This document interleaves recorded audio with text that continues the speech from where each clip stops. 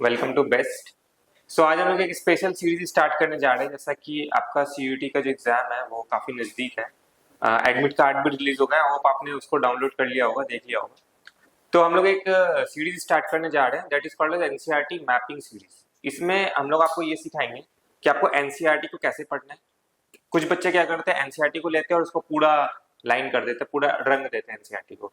तो that is not the way to read the NCERT. Okay, तो आपको ये समझना है कि एनसीईआरटी को आपको इतने कम टाइम में पढ़ना कैसे है, किस जगह से पढ़ना है, कहाँ पे वेटेज ज्यादा है, किस पे फोकस करना है, रिविजन कैसे करना है। ठीक है, और इसके बाद हम लोग इस पे प्रैक्टिस क्वेश्चंस भी देखेंगे कि हमें इसमें क्वेश्चंस कैसे प्रैक्टिस करने हैं, कहाँ से करने हैं। तो मैं इस सीरीज में आपको ये सिखाऊंगा कि आपको एनसीईआरटी को दरअसल पढ़ना कैसे। ओके, तो इसमें से हम लोग सबसे पहला जो चैप्टर स्टार्ट करेंगे, जो पहला यूनिट है वो आपका बायोलॉजी ह्यूमन वेलफेयर। इसमें दो चैप्टर्स आपको पढ़ना है, human health and disease and microbes and human welfare. तो सबसे पहले हम लोग स्टार्ट करेंगे ह्यूमन हेल्थ एंड डिजीज से। ओके, तो जैसा कि आपको पता है ह्यूमन हेल्थ एंड डिजीज नाम से पता चल रहा है कि चैप्टर होगा क्या। ह्यूमन हेल्थ के बारे में हम लोग पढ़ेंगे कि हेल्थ क्या होता है, हेल्थ कैसे अफेक्ट होता है, और डिजीजेस क्या होते हैं, किस टाइप के होते हैं, इसको हम लोग इसमें देखेंगे। ठीक है, इस चैप्टर में। तो आपको ये समझना है कि ये जो चैप्टर है ह्यूमन हेल्थ एंड डिजीज, इसको कम टाइम में कैसे कंप्लीट करना है एनसीईआरटी से, क्योंकि क्वेश्चन एनसीईआरटी से ही बनेगा। आप ये मान के चलो आपको इससे बाहर पढ़ना नहीं है, तो कम टाइम में कैसे उसको कवर किया जाए और एनसीईआरटी को कहां से पढ़ा जाए, ठीक है, उसको हम लोग देखते हैं। तो जैसा कि हम लोग अगर इसमें देखें, सबसे पहला हमारा है कि हेल्थ के बारे में बताया जा रहा है कि health for a long time was considered as a state of body and mind where there was a balance of certain humours, that is why early Greek like Hippocrates as well as in the Indian Ayurvedic system of medicine asserted it was though that person black belt। तो ये इतना सब कुछ लिखा हुआ है। अब इसमें से मुझे क्या एक्सट्रैक्ट करना है, क्या यहाँ से आ सकता है क्वेश्चन। ठीक है, तो क्वेश्चन देखो, the discovery of blood circulation by William Harvey. ठीक है, ये एक क्वेश्चन आपका बन सकता है कि ब्लड सर्कुलेशन को किसने डिस्कवर किया था। ठीक है, मैं यहाँ पे आपको ये बता रहा हूँ कि आपको इस यहाँ से एक्सट्रैक्ट क्या करना है एनसीईआरटी से। ठीक है, तो डिस्कवरी ऑफ ब्लड सर्कुलेशन में William Harvey, this is very important concept. यहाँ से हो सकता है कि उठ के आ जाए कि किसने ब्लड सर्कुलेशन को डिस्कवर किया था। ठीक है, इसके बाद हम लोग देखते हैं एक क्वेश्चन फ्रेम हुआ था पीवाईक्यू में कि ब्लैक बाइल के ऊपर, the person with black bile belong to hot personality and would have fevers. तो ये जस्ट एक असर्शन रीजन का क्वेश्चन फ्रेम हुआ था एक कुछ एग्जाम्स में कि ब्लैक बाइल किसको होता है। ब्लैक बाइल उसको होता है जिसकी हॉट पर्सनैलिटी होती है, मतलब थोड़ा गर्म रहता है ब्लड, उसका खून थोड़ा गर्म। ठीक है, तो उसको क्या होता है, ब्लैक बाइल होता है, उसको फीवर्स हो सकते हैं। ये एक हाइपोथेसिस था। ठीक है, एक बार क्वेश्चन आ गया था कि which of the following will have fevers, person having black bile belonging to hot personality, इस टाइप से। ठीक है, तो इस तरीके से ये हमारा पहला जो है यहाँ से आ सकता है। अब इसमें आता क्या है, नेक्स्ट में क्या आता है, हाँ, तो mind and mental state can affect our health. Health is affected by genetic disorders, deficiencies with which a child is born, and deficiencies, defects which the child inherits from the parents from the birth. Infections and lifestyle including food and water we take. Rest and exercise we give to our bodies. मतलब यहाँ पे ये बोल रहा है कि किन किन तरीके से हमारा हेल्थ अफेक्ट हो सकता है।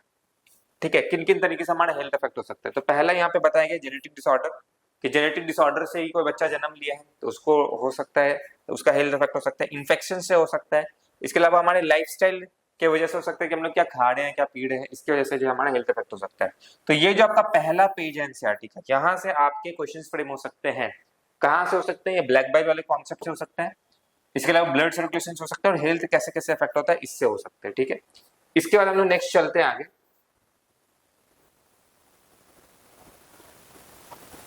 ये देखो इस पेज पे आ जाए, ये भी बहुत इंपॉर्टेंट पेज है, यहाँ से भी कुछ क्वेश्चंस फ्रेम हो सकते हैं। तो हेल्थ के बारे में सबसे पहले होता है, the health is very frequently used by everybody, how do we define it. Health does not simply means absence of disease और physical fitness, it could be defined as a state of complete physical, mental and social wellbeing. इस line से भी question frame हुआ है previous question में कि health क्या होता है। तो हेल्थ जो होता है वो जस्ट सिंपली, ये मतलब नहीं है कि एब्सेंस ऑफ डिजीज, मतलब फिजिकल फिटनेस। ठीक है, it can be defined as the state of complete physical, mental and social wellbeing, ये होता है हेल्थ का मतलब। ठीक है, तो यहां से आता है। इसके बाद जो कॉन्सेप्ट आता है आपको वो क्या होता है, डिजीज क्या होता है। डिजीज दो तरीके का होता है, दो ग्रुप में इसको क्लासिफाई करते हैं हम लोग, एक इन्फेक्टियस होता है और एक नॉन इन्फेक्टियस होता है। इन्फेक्टियस का मतलब क्या होता है, जो इन्फेक्ट करे आगे, मतलब कम्युनिकेबल भी कहते हैं उसको, मतलब अगर मान लो किसी पर्सन को वो इन्फेक्शन है तो आगे भी फैल सकता है। जैसे आपको कोविड कोविड में ऐसा हुआ था कि एक को हो रहा था तो वो फैल रहा था। जैसे एचआईवी का वायरस है, एचआईवी का प्रॉब्लम है, वो भी आपका क्या होता है, इन्फेक्टियस में आता है। और दूसरा होता है नॉन इन्फेक्टियस। नॉन इन्फेक्टियस का मतलब क्या होता है, नॉन कम्युनिकेबल डिजीज, कि मतलब अगर किसी पर्सन को वो हुआ है तो वो आगे ट्रांसफर नहीं होगा, आगे ऑर्गेनिज्म नेक्स्ट ह्यूमंस में पास ऑन नहीं होगा। जैसे कि आपका कैंसर, तो वो नॉन इन्फेक्टियस डिजीज में आता है। ठीक है, तो यही यहाँ पे कहा गया है, disease which are easily transmitted from one person to another are called infectious disease। ठीक है, infectious disease are very common and every one of us suffer from this some time of this ये सब आपको नहीं करना, some of this infectious disease like जैसे कोई example करना है एड्स। ठीक है, among non infected disease जैसे कि आपका एग्जांपल दे रखा है यहाँ पे कैंसर। ठीक है, इन्फेक्टियस और नॉन इन्फेक्टियस का एग्जांपल दे रखा है। ठीक है, इसके बाद हम लोग आते हैं चैप्टर के मेन कॉन्सेप्ट पे, जो है common diseases in human. Common diseases human में आपको पढ़ना है, कई टाइप के पैथोजेंस होते हैं। पैथोजेंस क्या होते हैं, वो जो ह्यूमंस को हार्म करते हैं, मतलब ह्यूमन को बीमार करते हैं, उसको हम लोग पैथोजेंस कहते हैं। तो ये जो पैथोजेंस है ये अलग अलग टाइप के होते हैं, कुछ बैक्टीरियल होते हैं, कुछ वायरल होते हैं, कुछ प्रोटोजोअन होते हैं। ये कैसे ह्यूमंस को अफेक्ट करते हैं और इससे रिलेटेड बीमारियां क्या होती है। ठीक है, तो a range of organisms belonging to bacteria, virus, fungi, protozoans, helminths, etc. could cause disease in man. Such disease causing organisms are called pathogens। उनको हम लोग पैथोजेंस कहते हैं। ठीक है, तो सबसे पहला जो आपका यहाँ पे आता है वो होता है बैक्टीरिया। ठीक है,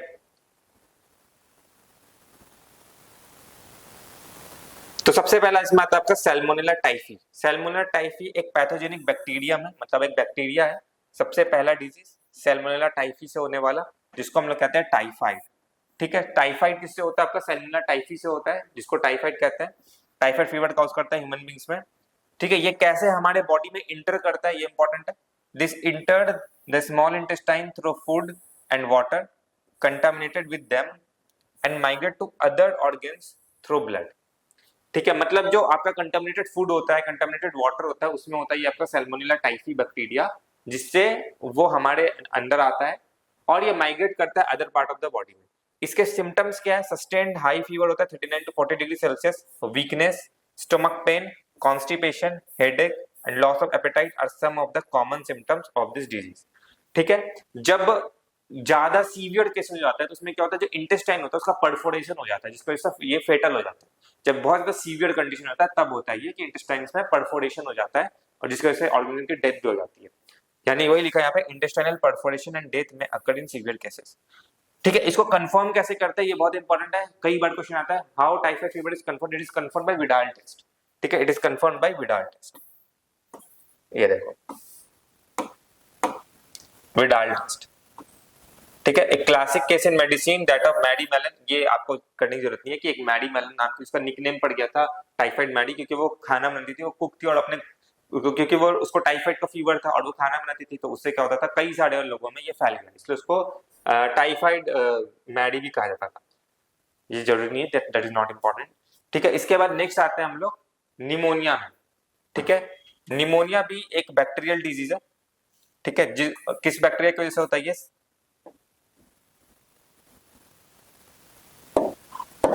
ये होता है आपका, ये दूसरा आपका है बैक्टीरिया से होने वाला, स्ट्रेप्टोकोकस निमोनिया से होने वाला एंड हीमोफिलस इन्फ्लुएंजा। दो बैक्टीरिया होते हैं इसमें, एक होता है आपका स्ट्रेप्टोकोकस निमोनिया और एक होता है आपका Haemophilus influenza. They are responsible for the disease pneumonia. ठीक है, जब कोविड आया था तो इसमें उसके जो फीचर्स थे वो कुछ कुछ निमोनिया जैसे थे। क्यों, इसमें क्या होता है कि ये आपका जो है एल्वियली को अटैक करता है, जिसमें क्या होता है, जो आपका एल्वियली होता है उसमें लिक्विड फिल हो जाता है, जिसके वजह से सरफेस एरिया जो है वो रिड्यूस हो जाता है, सांस लेने में तकलीफ होती है। ये होता है निमोनिया के केस में। ठीक है, निमोनिया क्या होता है, human beings which infects the alveoli. जो आपका एल्वियली होता है, जो आपका लंग्स है, ठीक है, लंग्स के अंदर आपका एल्वियली प्रेजेंट होता है, हमने पढ़ा होगा ये क्लास 11th में। इसके अंदर क्या होता है, लिक्विड फिल हो जाता है, किसमें, निमोनिया के केस में, air fills of the lungs. As a result of the infection, the alveoli get filled with fluid, leading to severe problem in respiration, जिसकी वजह से सांस लेने में क्या होती है, आपको तकलीफ होती है। इसके सिम्टम्स क्या क्या, कैसे हम लोग इसको पहचान सकते हैं कि यहाँ पे जो है निमोनिया हुआ है।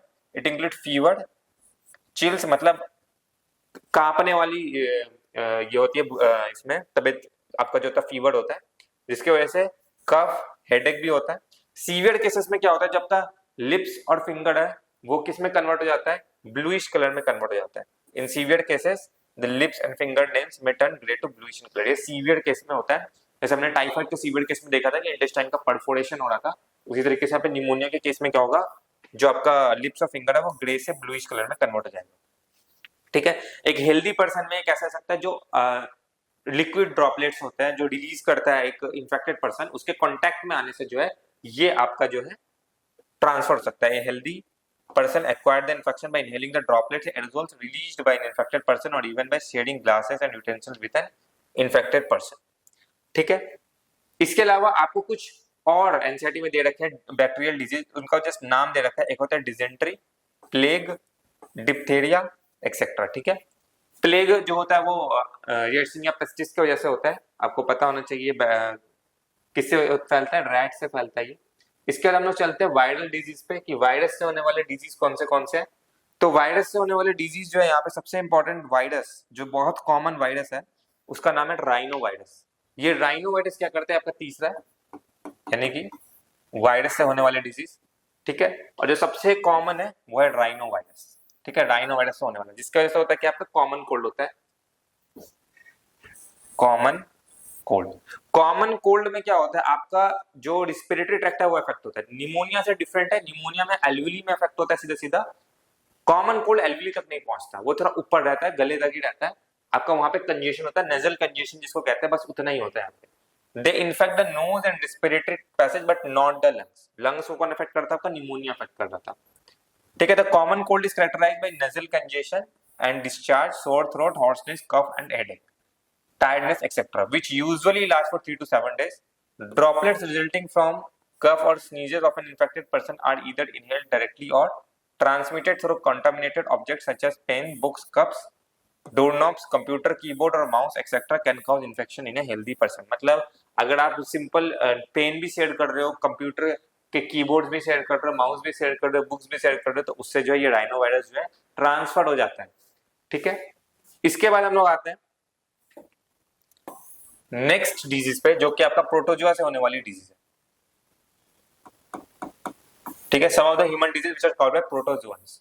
तो प्रोटोजुअन्स से होने वाली डिजीज में सबसे कॉमन डिजीज जो है वो आपका मलेरिया। ठीक है, मलेरिया, मलेरिया किसकी वजह से होता है, प्लाज्मोडियम की वजह से होता है।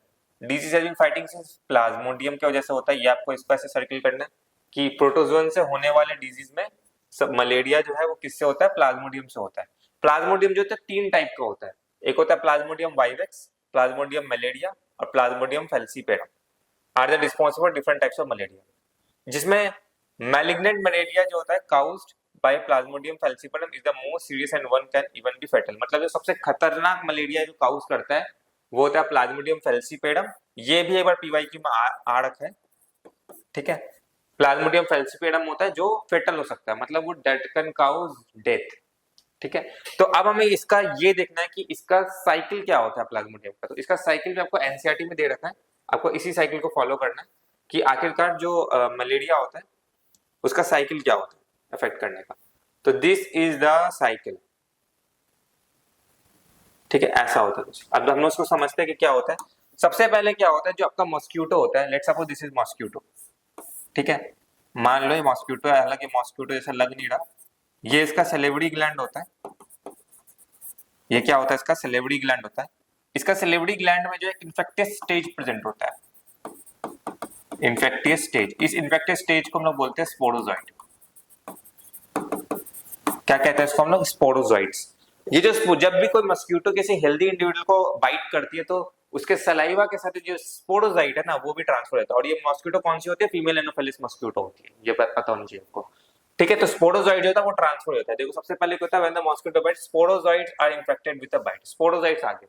अब ये स्पोरोजोइट जो है ये ब्लड को स्केप करेगा, क्योंकि ब्लड में क्या हमारा इम्यूनिटी है वो इसको खा जाएगा, मार देगा। तो ये इसको स्केप करके लीवर में आता है। पैरासाइट स्पोरोजोइट जो होता है reach liver through blood, blood को स्केप करता है, लीवर में पहुंचता है, लीवर में अपनी आबादी बढ़ाता है। ठीक है, the parasite reproduces asexually in the liver cell, bursting the cell and releasing into the blood. मतलब वहां पे वो अपना एसेक्सुअली प्रोडक्शन करके स्पोरोजोइट अपना पहले तादाद बढ़ाता है, और जब वो अपना तादाद बढ़ जाता है वापस वो ब्लड में आता है। अब ब्लड में आके वो आरबीसी को अटैक करता है। जब वो आरबीसी को अटैक करता है तो आरबीसी ब्रस्ट करता है और वहां से केमिकल रिलीज होता है जिसको हम लोग बोलते हैं हेमोजोइन। ठीक है, देखो यहाँ पे क्या होगा, ये देखो लीवर में अपना तादाद इसने बढ़ाया, वहां से आया, किसमें अटैक किया, इसने अटैक किया किसमें, ब्लड में। अब क्या करेगा, parasite reproduces asexually in the red blood cell, bursting the red blood cell and causing cycle of fever and other symptoms, release parasite infect new blood cell. मतलब यहाँ पे जैसे क्या होता है, ये जो आपका आरबीसी है ये स्पोरोजाइट आएगा, इसको अफेक्ट करेगा, इसको ब्रस्ट करेगा। जैसे ब्रस्ट करेगा यहाँ से केमिकल निकलेगा जिसको हम लोग कहते हैं हीमोजोइन। ये hemozoin is responsible for the chill fever, मतलब वो फीवर क्या होता है, आते जाते रहता है। ठीक है, उस फीवर किसके वजह से होता है, release of chemical which is haemozoin. ठीक है, उसके बाद वो और ब्लड सेल्स को अफेक्ट करता है और वो क्या करता है, ब्लड सेल्स को डिस्ट्रक्ट करता है और हेमोजोइन को रिलीज करता है। इस स्टेज में जब वो ब्लड में यहाँ पे सेक्सुअल रिप्रोडक्शन जाता है, ठीक है, ब्लड के अंदर क्या होता है, सेक्सुअल रिप्रोडक्शन जाता है और गैमेटोसाइट्स का फॉर्मेशन करता है। ठीक है, यहाँ लीवर में से सेक्सुअल रिप्रोडक्शन किया, अपना तादाद बढ़ाया, ब्लड में आया, ब्लड का अफेक्ट किया और ब्लड के अंदर इसने एसेक्सुअल रिप्रोडक्शन करके गैमेटोसाइट का प्रोडक्शन किया। ठीक है, अब ये जो आपकी मस्क्यूटो है, अब मान लो ये एक इन्फेक्टेड पर्सन है। ठीक है, दिस इज एन, ये एक इन्फेक्टेड पर्सन का हैंड है, मान लो इन्फेक्टेड पर्सन, इसके पास क्या बना रखा है अभी, ब्लड में गैमेटोसाइट। ठीक है, गैमेटोसाइट बना रखा है इसके ब्लड में। अब क्या होगा, मान लो एक फीमेल मॉस्क्यूटो ने वापस इसको बाइट किया, जैसे इसको बाइट करेगी ये जो गैमेटोसाइट है ये भी उसके बॉडी में चले जाएगा मॉस्क्यूटो के, और उसके स्टमक में जाके इसका जो है फ्यूजन होगा, फर्टिलाइजेशन होगा, और जब फर्टिलाइजेशन होगा तो वापस वो स्पोरोजाइट में कन्वर्ट होकर वापस से वो इसके सैलिवरी ग्लैंड में आके स्टोर हो जाएगा।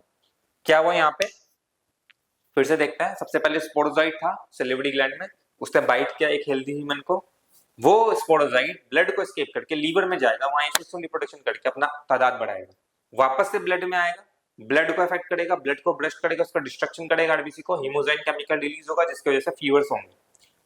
अब उसी ब्लड में ये सेक्सुअल रिप्रोडक्शन करके गैमेटोसाइट का प्रोडक्शन करेगा। अब इसके ब्लड में गैमेटोसाइट्स प्रेजेंट है। जब मॉस्क्यूटो दोबारा से उस किसी इंडिविजुअल को अफेक्टेड इंडिविजुअल को बाइट करेगी तो वो जो गैमेटोसाइट है उसको भी वो इनगल्फ करेगी, वो उसके स्टमक में जाएगा और स्टमक में जाकर उसका फ्यूजन होगा, फर्टिलाइजेशन होगा और बनेगा स्पोरोजाइट। अभी जो स्पोरोजाइट है वापस से स्टोर हो जाएगा इसके सैलिवरी ग्लैंड में ताकि नेक्स्ट इंडिविजुअल को अफेक्ट कर सके।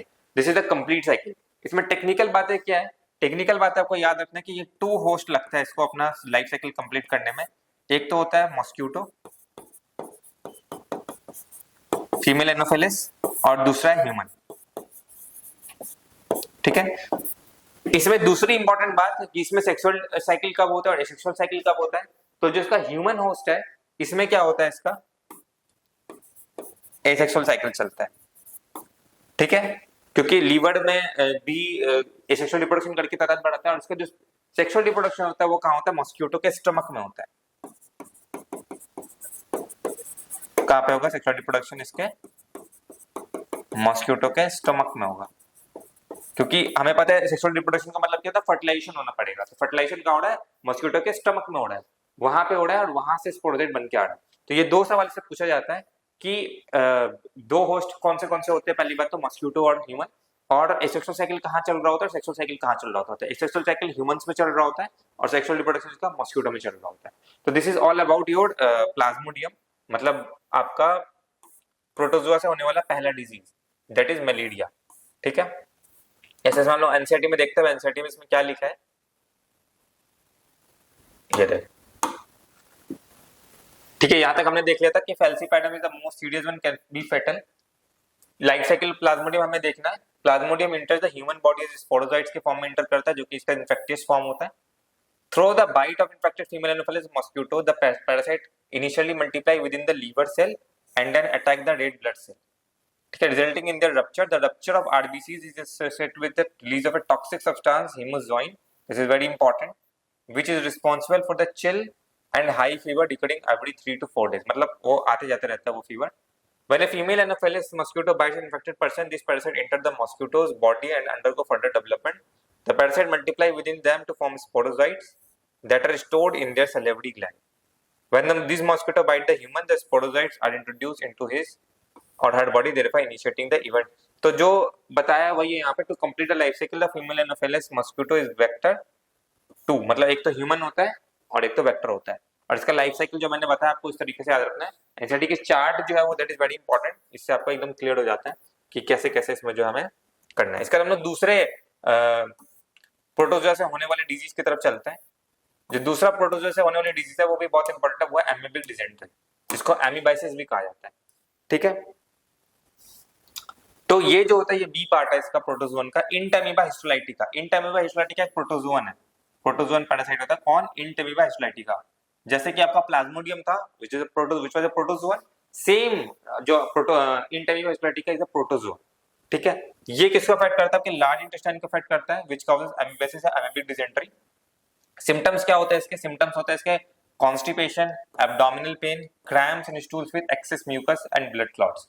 ये सबसे कॉमन इसका फीचर है कि जो स्टूल्स होगा that will be having blood clots and lot of mucus. ठीक है, ये एमीबिक डिसेंट्री में होगा। ये ट्रांसफर कैसे होता है? ये मॉस्किटो से ट्रांसफर नहीं होता, ये हाउस फ्लाई से ट्रांसफर होता है। जो हाउस फ्लाई होता है that act as a mechanical carrier and serve to transfer the parasite from the faeces of the infected person to food. मतलब जो इन्फेक्टेड पर्सन है उसके फीसेस में इसके एग्स प्रेजेंट होंगे, उस पे जब हाउस फ्लाई जाके बैठेगी और वो वापस हमारे खाने में बैठेगी तो उसके एग्स को भी वो ट्रांसफर करेगी और उसको हम लोग इनगल्फ करेंगे, उस फूड को खाएंगे जब, तो उसके एग्स भी ट्रांसफर होंगे जो हमारे लार्ज इंटेस्टाइन में चले जाएगा और वहां से ये ग्रो करेगा और इस तरीके से हमारा डिजीज कॉज करेगा। तो दिस वाज एमीबिक डिसेंट्री। ठीक है, ड्रिंकिंग वाटर, और ये कौन से इफेक्ट होता है? Products thereby contaminating them. Drinking water होता है, फूड कंटामिनेशन होता है। ठीक है, इसके बाद हम लोग आते हैं नेक्स्ट डिजीज में, fourth Ascaris the common round worm, मतलब राउंड वर्म से होने वाले और फाइलेरियल वर्म से होने वाले डिजीज।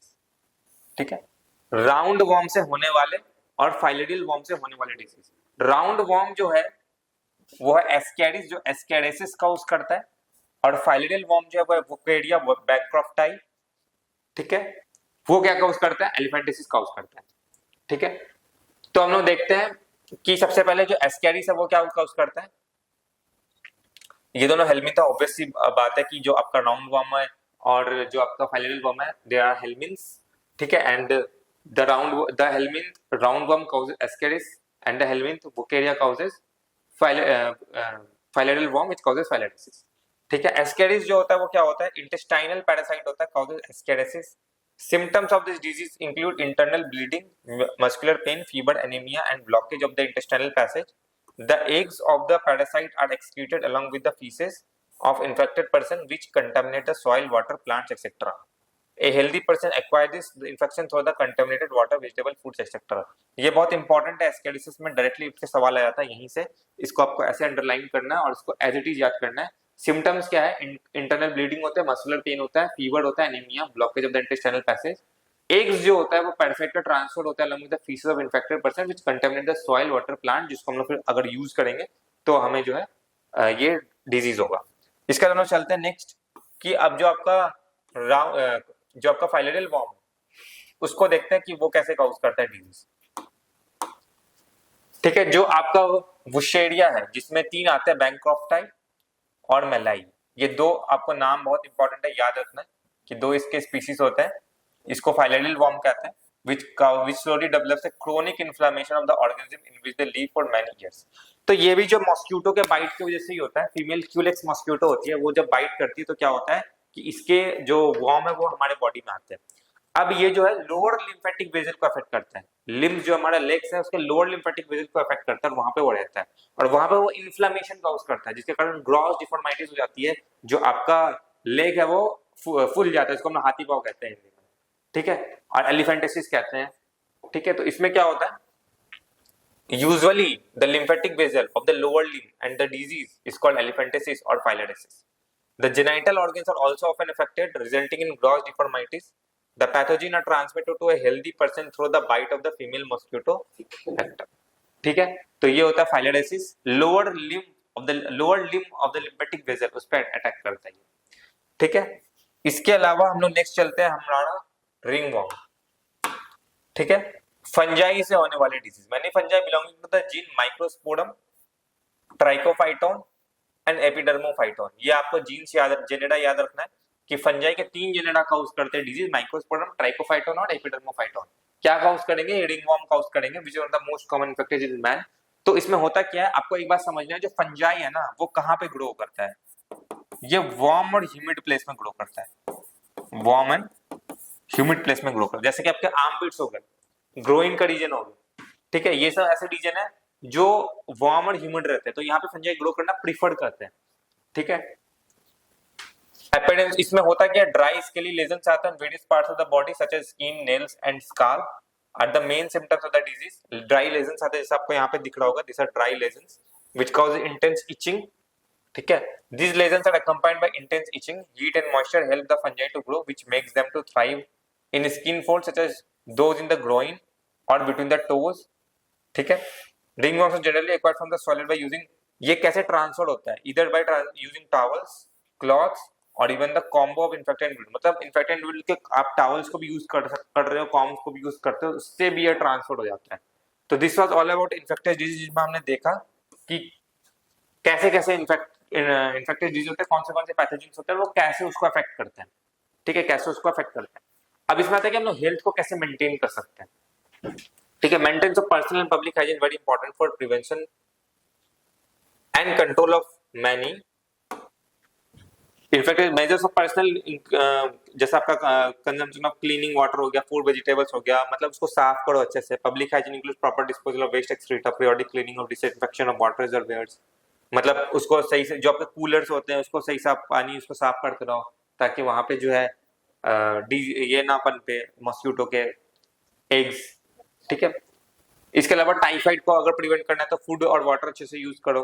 एयरबॉर्न डिजीज या निमोनिया, कॉमन कोल्ड, तो उसके लिए आप क्या, उसके लिए आप अलग अलग मेजर्स यूज करो। इसमें जो आपको याद रखना है, जो सबसे इंपॉर्टेंट है, जहां से क्वेश्चन फ्रेम होता है, उसको हम लोग देखते हैं, ठीक है।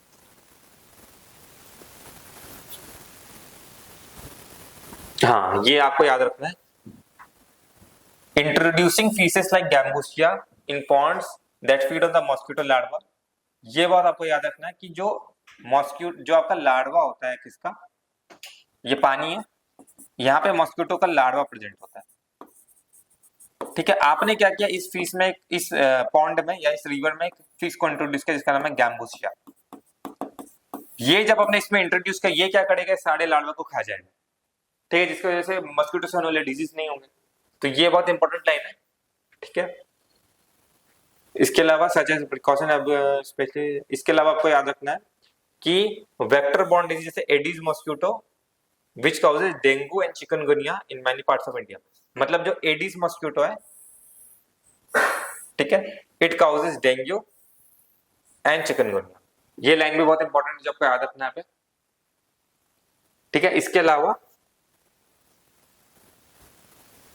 हाँ, जो पीवाईक्यू फ्रेम हुआ था, जहां से the use of vaccine and immunization programmes have enabled us to completely eradicate a deadly disease called smallpox. ये एक क्वेश्चन फ्रेम हुआ था कि एग्जाम में, कि कौन सा डिजीज है which is completely eradicated from by using vaccine and immunization, तो उसका आंसर क्या है आपका, स्मॉल पॉक्स। तो यहां से भी आपका क्वेश्चन फ्रेम हो सकता है, हुआ है और हो भी सकता है, ठीक है। इसके अलावा large number of infectious disease like polio, diphtheria, pneumonia and tetanus have been controlled to a large extent by use of the vaccines, ठीक है। बस, तो ये पेज से जो आपको इतना ही याद रखना है, इतना ही आपको जो है देखना है। जैसे गैम्बूसिया फिश को पॉन्ड में इंट्रोड्यूस कर दिया, मॉस्किटो लार्वा को खा जाएगा। एडिस मॉस्किटो जो होता है उसके वजह से डेंगू चिकनगुनिया होता है। कौन सा ऐसा डिजीज है जिसको हमने कंप्लीटली इरेडिकेट कर दिया वैक्सीन को यूज करके, तो वो है आपका स्मॉल पॉक्स। तो this was about disease and part. अब हम लोग इसमें आते हैं इम्यूनिटी में।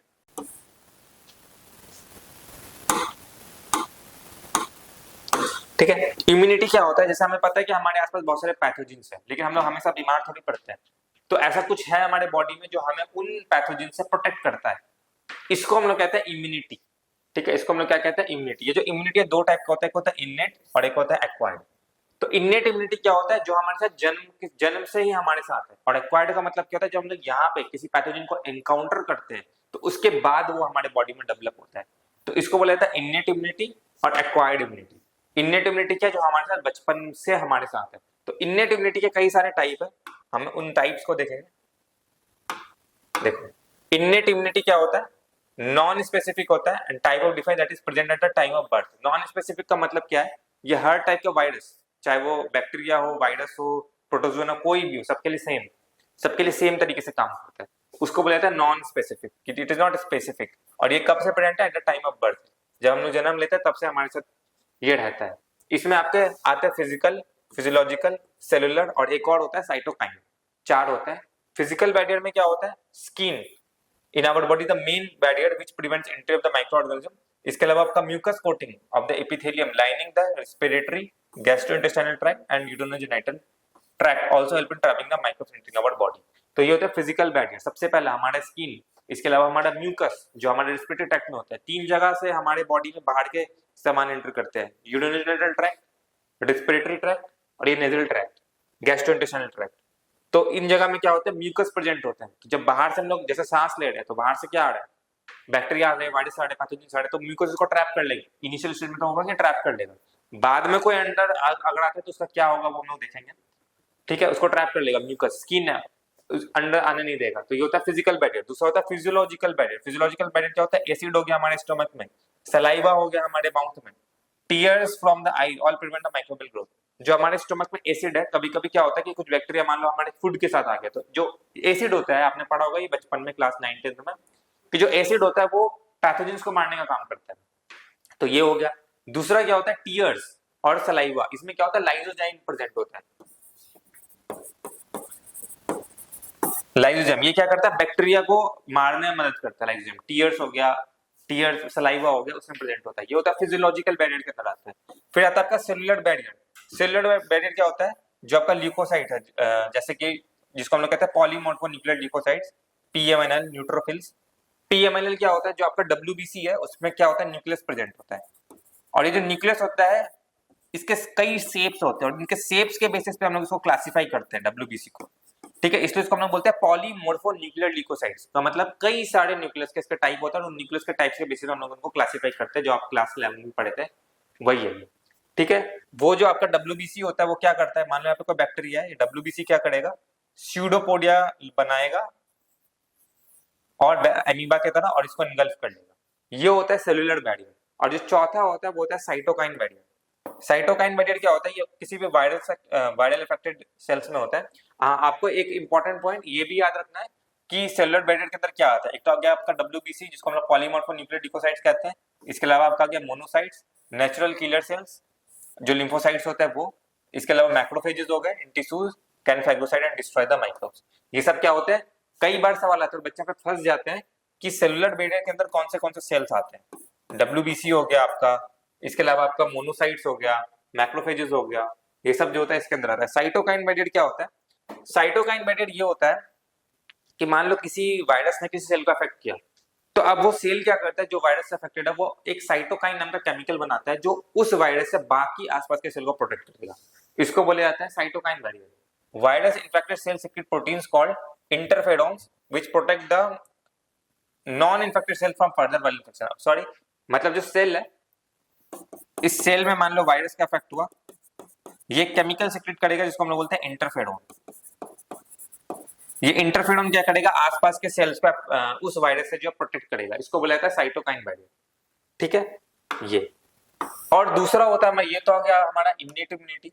इन्नेट इम्यूनिटी में 4 type, physical, physiological, cellular, cytokine. और दूसरा होता है हमारा एक्वायर्ड इम्यूनिटी। एक्वायर्ड इम्यूनिटी वो इम्यूनिटी होता है जो हमने अपने लाइफ साइकिल में देखा है, जो बैक्टीरिया हमारे बॉडी में इंटर किया, हमारी इम्यूनिटी ने उसको एनकाउंटर किया और उसके बाद वो इम्यूनिटी डेवलप हुआ, तो इसको बोला जाता है एक्वायर्ड इम्यूनिटी। इस एक्वायर्ड इम्यूनिटी में 2 सेल्स बहुत रिस्पॉन्सिबल होते हैं, एक होता है बी लिम्फोसाइट्स और एक होता है टी लिम्फोसाइट्स। जो बी लिम्फोसाइट्स होते हैं वो क्या बनाते हैं, आर्मी बनाते हैं, जिसको हम लोग बोलते हैं एंटीबॉडीज, जो जाके एक्चुअली में जर्म से, वायरस से लड़ेगा। और एक होता है टी लिम्फोसाइट, जो बी लिम्फोसाइट को हेल्प करता है ताकि वो अपनी आर्मी बना पाए, यानी एंटीबॉडीज को बना पाए। तो इसमें समझो एक बहुत इंपॉर्टेंट कॉन्सेप्ट होता है। जैसे मान लो सबसे पहले कोई बैक्टीरिया जो जिसका हमारे बॉडी में एनकाउंटर हो, कोई बैक्टीरिया जो हमारे बॉडी में एंटर किया, तो टी लिम्फोसाइट क्या करेगा, बी लिम्फोसाइट को हेल्प करेगा। बी लिम्फोसाइट क्या करेगा, आर्मी बनाएगा, एंटीबॉडीज बनाएगा और वो एंटीबॉडीज उस जर्म से लड़ेगा। तो ये पहला रिस्पॉन्स होता है जो थोड़ा स्लो रिस्पॉन्स होता है। ठीक है, जिस वक्त टी लिम्फोसाइट बी लिम्फोसाइट को हेल्प कर रहा होता है और एंटीबॉडीज को बना रहा होता है बी लिम्फोसाइट, उसी दौरान एक और सेल रिलीज होता है बी लिम्फोसाइट को से, जिसको हम लोग कहते हैं मेमोरी सेल्स। ये मेमोरी सेल क्या करता है, बस फोटो खींच वीडियो बना के रख लेता है। क्या वीडियो बनाता है कि कौन सा एंटीबॉडी है, कैसे उस बैक्टीरिया को किल किया या वायरस को किल किया, वो वीडियो बना के रख लेता है, खुद को स्टोर करके रख लेता है। कौन? Memory cells. अब मान लो सेकेंड टाइम वापस से वो बैक्टीरिया वायरस एंटर करता है, तो अब वापस से पूरा का पूरा प्रोसीजर फॉलो करने की जरूरत नहीं है कि टी लिम्फोसाइट बी लिम्फोसाइट को हेल्प करेगा, फिर कई सारे एंटीबॉडीज बनेंगे, वो एंटीबॉडीज उसको अफेक्ट करेगा। अब आपके पास मेमोरी सेल है, ये मेमोरी सेल को पता है कौन सा एंटीबॉडी बनाना है और उसको कैसे किल करना है। तो ये सेकंड रिस्पॉन्स होता है, ये काफी क्विक होता है। इस सेकंड रिस्पॉन्स को कहा जाता है एनामनेस्टिक रिस्पॉन्स विद मेमोरी सेल्स, मतलब काफी फास्ट रिस्पॉन्स होता है। तो पहली बारी में क्या होता है, वो हमें बीमार करने में भले कामयाब हो जाए, लेकिन सेकंड बारी में क्या होता है, उसको कंप्लीटली डिस्ट्रॉय कर दिया जाता है because of the memory cells. तो यही होता है एक्वायर्ड इम्यूनिटी में। एक्वायर्ड इम्यूनिटी क्या होता है, पैथोजन स्पेसिफिक होता है, मतलब अलग अलग पैथोजन के लिए, कोई अलग टाइप का पैथोजन आया उसके लिए अलग टाइप का एंटीबॉडी, कोई अलग टाइप का है उसके लिए अलग टाइप का एंटीबॉडी, इसलिए इसको बोला जाता है pathogen specific. It is characterized by memory. This means when our body encounters a pathogen for the first time, it produces a response called the primary response, which is of low intensity. Subsequent encounter with the same pathogen elicits high intensified secondary and जिसको anamnestic response कहा जाता है। ठीक है, our body appears to have the memory of the first encounter। जो अभी मैंने बताया वही यहाँ पे लिखा हुआ है, वही आपको याद रखना है। The primary and secondary immune response are carried out with the help of two specialized lymphocytes, जिसको हम लोग बोलते हैं B lymphocyte and T lymphocyte। B lymphocyte produce an army of proteins in the response to pathogens in our blood to fight with them. These proteins are called antibodies। मतलब ये जो आपका T lymphocyte है, it will help B lymphocyte to produce antibodies।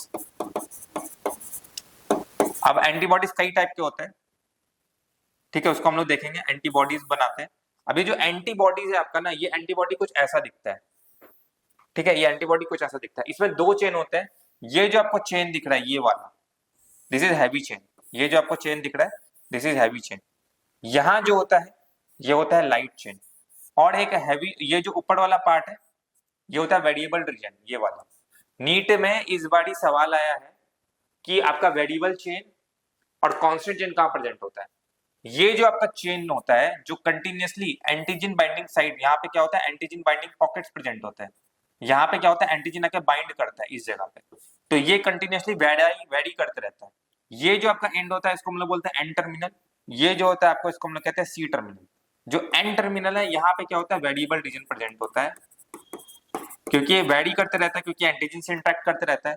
और जो C terminal वाला and है आपका, यहाँ पे कांस्टेंट रीजन प्रेजेंट होता है, क्योंकि ये कांस्टेंट है, ये किसी से रिएक्ट नहीं कर रहा है, किसी से इंटरेक्ट नहीं कर रहा। तो सवाल ये था कि वेरिएबल रीजन किस साइड प्रेजेंट होता है, एन टर्मिनल पे प्रेजेंट होता है, सी टर्मिनल पे प्रेजेंट होता है। हम लोग देख रहे हैं यहाँ पे एन टर्मिनल है तो वेरिएबल रीजन प्रेजेंट है, सी टर्मिनल है तो कांस्टेंट रीजन प्रेजेंट है। यही सवाल पूछा गया था। तो आपको क्या करना है, दो चेन होते हैं, एक होता है आपका हैवी चेन कुछ इस तरीके से, एक होता है लाइट चेन इस तरीके से। इसको हम लोग बोलते हैं, दो हैवी चेन है तो H2, दो लाइट चेन है तो L2, H2L2। और ये किससे हेल्ड होते हैं, डाई सल्फाइड ब्रिज से हेल्ड होता है। क्या होता है यहाँ पे, डाई सल्फाइड बॉन्ड प्रेजेंट होता है। ये एंटीजन बाइंडिंग साइट होता है यहाँ पे, जो वेरिएबल रीजन प्रेजेंट होता है यहाँ पे, ठीक है। दिस इज योर एंटीबॉडी का स्ट्रक्चर, ठीक है। एंटीबॉडी का स्ट्रक्चर समझ में आ गया। एंटीबॉडी के स्ट्रक्चर का एक्सप्लेन किया गया है यहाँ पे। The T cells themselves do not secrete antibodies but help B cell to produce them. Each antibody molecule has 4 peptide chains. याद रहे ये पेप्टाइड बॉन्ड्स होते हैं, पेप्टाइड चेन्स होते हैं, और peptide chains obviously disulphide bridge से ही बॉन्डेड होंगे। 2 small light chain and 2 longer heavy chains. Hence an antibody इसको H2L2 से रिप्रेजेंट करते हैं। एक बार और PYQ आया हुआ इसमें H2L2, H2L4, H2L3 इस तरीके से। तो क्या होता है, H2L2 होता है।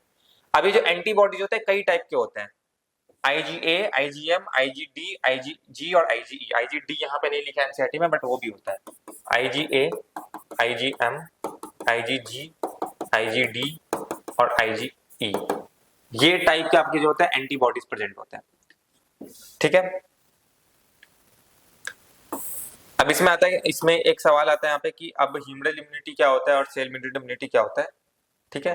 तो ह्यूमरल इम्यूनिटी क्या होता है कि जो भी पैथोजेंस आपके बॉडी में एंटर कर रहा है उसको बी लिम्फोसाइट एंटीबॉडीज बना रहा है, टी लिम्फोसाइट उसको हेल्प कर रहा है, एंटीबॉडीज एंटीजेंस को मार रहा है। ये सब कुछ कहाँ हो रहा है? ये सब कुछ ब्लड में हो रहा है। तो इसको बोला जाता है ह्यूमरल इम्यूनिटी। और दूसरा होता है cell mediated immunity. Cell mediated immunity क्या होता है? टी लिम्फोसाइट कैरी आउट करता है। ये तब होता है जैसे मान लो हमें ऑर्गन ट्रांसप्लांटेशन करना है, हमें जो है किडनी का ट्रांसप्लांट करना है, तो हर एक के बॉडी में क्या होता है, कुछ रिसेप्टर्स प्रेजेंट होते हैं। मान लो ये आपका किडनी है, ठीक है, ये किडनी है, तो यहाँ पे क्या होता है, कुछ रिसेप्टर्स प्रेजेंट होते हैं जो हर एक ऑर्गेनिज्म में अलग अलग होते हैं। आपका जो टी सेल्स है, ठीक है, टी सेल्स कई टाइप के होते हैं। एक होता है helper T cell, cytotoxic T cells, ठीक है। ये जो आपका रिसेप्टर है टी सेल का एक टाइप, वो डिटेक्ट करता है कि हमारा ऑर्गन है या नहीं, ठीक है। मान लो हमने किसी ऑर्गेनिज्म से किसी डिफरेंट इंडिविजुअल से किडनी को लिया और किसी दूसरे इंडिविजुअल में ट्रांसफर करने, तो ऑब्वियस सी बात है उसके रिसेप्टर्स अलग होंगे। तो जो टी सेल्स है उस पेशेंट का, वो उसको रिकॉग्नाइज नहीं कर पाएगा इस सेल, तो ये क्या करेगा, टी सेल इसको अफेक्ट करने लगेगा, जिसको हम लोग कहते हैं ग्राफ्ट रिजेक्शन, ठीक है। इसलिए जब ऑर्गन का ट्रांसप्लांटेशन होता है तो वो मैच करना काफी जरूरी होता है, ब्लड ग्रुप मैच करना और रिसेप्टर मैच करना काफी जरूरी होता है। और कई कई बार क्या होता है, सप्रेसर दिया जाता है ताकि ये सप्रेस हो जाए और इसको रिकॉग्नाइज ना करे, क्योंकि पता है हमें ये इसको रिजेक्ट करेगा। इसको क्या बोला जाता है, सेल मीडिएटेड इम्यूनिटी, ठीक है। तो humoral immunity is different, cell mediated immunity is different, और दोनों में क्या फर्क होता है मैंने आपको बताया यहाँ पे। तो क्या होता है यहाँ पे, there are two types of our acquired immune response, antibody mediated, this second एक तो हो गया ह्यूमरल इम्यूनिटी, ठीक है, क्योंकि सब कुछ ब्लड में हो रहा है, ह्यूमरल इम्यूनिटी। एंड दूसरा होता है आपका सेल मीडिएटेड इम्यूनिटी, ठीक है। टी लिम्फोसाइट मीडिएट सीएमआई, मतलब जो आपका सेल मीडिएटेड इम्यूनिटी होता है वो किसके वजह से होता है, टी लिम्फोसाइट की वजह से होता है। क्योंकि मैंने बताया आपको टी लिम्फोसाइट कई टाइप के होते हैं, और उनमें से एक टाइप जो होता है वो रिकॉग्नाइज करता है कि कौन सा हमारा ऑर्गन है और कौन सा फॉरेन ऑर्गन है। तो जो फॉरेन वाले होते हैं उसको रिजेक्ट कर देते हैं, इसको हम लोग ग्राफ्ट रिजेक्शन कहते हैं। तो ये आप बहुत इंपॉर्टेंट पॉइंट है कि सेल मीडिएटेड इम्यूनिटी जो है उसको कौन मीडिएट करता है, टी लिम्फोसाइट मीडिएट करता है, टी लिम्फोसाइट से वो ये होता है, ठीक है। जैसे यहाँ पे वही जो मैंने बताया यहाँ पे आपको, when some human organs like heart, eye, liver, kidney fail to function satisfactory, transplantation is the only remedy to enable the patient to live in normal life, then search, मतलब वही ऑर्गन को आप करोगे। फिर अगर ग्राफ्ट रिजेक्शन हो जाएगा तो वो किसकी वजह से होगा, ग्राफ्ट रिजेक्शन होगा तो वो टी लिम्फोसाइट की वजह से होगा, ठीक है। Before undertaking trans, even after this patient has to take immunosuppression all his या हर लाइफ, मतलब अगर उसका एक बार हमने ऑर्गन ट्रांसप्लांटेशन किया है तो उसको इम्यूनोसप्रेसिव एजेंट्स लेने होंगे, इम्यूनिटी को सप्रेस करना होगा ताकि वो ऐसा ना हो रिकॉग्नाइज कर ले तो फॉरेन और उसको फिर रिजेक्ट कर देगा, ठीक है। तो cell mediated immunity response is responsible for this graft rejection, ठीक है। ये होता है सेल मीडिएटेड इम्यूनिटी और ह्यूमरल इम्यूनिटी। अब हम लोग दूसरे टाइप के चलते हैं, एक होता है एक्टिव इम्यूनिटी और पैसिव इम्यूनिटी। एक्टिव इम्यूनिटी क्या होता है कि हमने एक्टिव का मतलब एक्टिवेट कर दिया, हमने क्या किया, मान लो ये आपका बैक्टीरिया है, ठीक है, इसको हमने डिसआर्म कर दिया। डिसआर्म कर दिया मतलब इसके पास वो कैपेबिलिटी नहीं है कि अब वो डिजीज काउज कर सके। या तो जस्ट हमने, या तो वायरस है, मान लो वायरस का हमने प्रोटीन कोड सेंड कर दिया, या इसका जो केमिकल है हमने उस केमिकल को वीक कर दिया और तब बॉडी में इंट्रोड्यूस किया। तो हमें पता है, मान लो जैसे पोलियो का वायरस, पोलियो के केस में क्या होता है, ठीक है, पोलियो का जो वायरस होता है उसको डिसआर्म किया जाता है, ठीक है। बचपन में क्या कहता है, जो हमें पोलियो का ड्रॉप्स पिलाया जाता है उसमें क्या कहता है, जो पोलियो का वायरस होता है उसको डिसआर्म किया जाता है और फिर बच्चे को पिलाया जाता है। उससे क्या होगा कि हमारा बॉडी रिकॉग्नाइज करेगा फॉरेन ऑर्गेनिज्म की एंट्री हुई है, तो वो क्या करेगा, टी लिम्फोसाइट बी लिम्फोसाइट को हेल्प करेगा, वो एंटीबॉडी बनाएगा और एंटीबॉडी को पोलियो का वायरस को जाके मारेगा। ऑल्दो वो वायरस इन्फेक्ट नहीं करने वाला था, लेकिन हमारे बॉडी को क्या पता वो करेगा नहीं करेगा, उसने तो देख लिया कि ये फॉरेन है। हमें पता है कि जब वो उसको इन्फेक्ट करेगा तो साथ साथ क्या रिलीज होगा, आपका मेमोरी सेल्स, और ये मेमोरी सेल स्टोर हो जाएगा। जब कभी फ्यूचर में असली का पोलियो वायरस एंटर आएगा हमारे बॉडी में तो हमारे पास ऑलरेडी मेमोरी सेल प्रोड्यूस है। अब वो क्या करेगा, क्विक रिस्पॉन्स लेगा और उस पोलियो का वायरस को डिस्ट्रॉय कर देगा। ये होता है एक्टिव इम्यूनिटी। और दूसरा होता है पैसिव इम्यूनिटी। पैसिव इम्यूनिटी क्या होता है, रेडीमेड एंटीबॉडी हमने दे दिया, कोई बीमार पड़ा उसको हमने तुरंत एंटीबॉडी दे दिया कि ये खा लो इससे ठीक हो जाओ। पोलियो हो गया मान लो, हालांकि उसका तो अभी कोई ये नहीं है रेमेडी, उसका तो वैक्सीन ही है।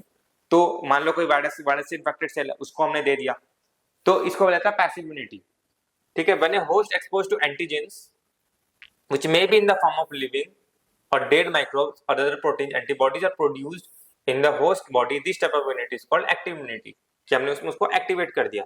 हाँ, एक्टिव इम्यूनिटी जो होता है वो स्लो होता है and takes time to give its full effective response. इसलिए जो पोलियो की 2 बूंद है वो काफी टाइम तक, कुछ साल तक खिलाया जाता है, क्योंकि हमें पता है एक्टिव इम्यूनिटी जो होता है वो थोड़ा स्लो है. ठीक है, उसको रिकॉग्नाइज करने में, मेमोरी सेल बनाने में काफी टाइम लगता है, इसलिए इसको काफी टाइम तक दिया जाता है. तो एक्टिव इम्यूनिटी जो होता है slow and takes time to give its full effective response. Injecting the microbe deliberately during the immunization or infectious organism gaining active in the body during initial infection during active immunity. जब readymade antibody हम लोग देते हैं directly given to protect the body against the foreign antigen, it is called passive immunity. ठीक है, passive immunity का जो सबसे अच्छा एग्जांपल है वो है कोलेस्ट्रम. कोलेस्ट्रम में होता है आईजीए एंटीबॉडी, जो मदर के मिल्क में होता है, जो इनिशियल स्टेज ऑफ फीडिंग जो होता है फीटस का, उसमें दिया जाता है. तो ये रेडीमेड एंटीबॉडी है जो बच्चे को मिल रहा होता है. आईजी एंटीबॉडी तुरंत जो मदर से मिल रहा होता है. तो ये जो होता है, जो येलो कलर का फ्लूइड होता है, यहाँ पे लिखा हुआ है the yellow is fluid colostrum secreted by the mother during the initial days of lactation as abundant antibody, जो आईजीए होता है, काफी इंपॉर्टेंट बात है ये, टू प्रोटेक्ट द इन्फेंट. ठीक है, the foetus also from the antibodies from mother through the placenta during the pregnancy. This is example of passive immunity. मतलब जो प्लासेंटा होता है उससे भी तो, और बच्चे को जैसे आईजीजी एंटीबॉडी है वो प्लासेंटा को क्रॉस कर सकता है, तो वो जो है क्या होता है, वो बच्चे को वो भी मिल रहा होता है, उसको भी पैसिव इम्यूनिटी कहा जाता है. इसके बाद vaccination and immunisation.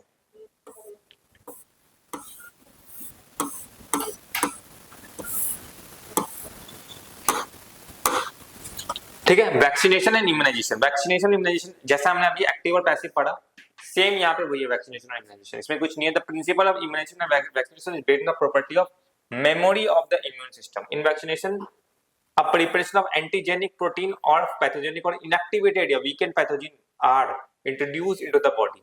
The antibodies put in the body against this antigen to neutralize the pathogen agent during the actual infection.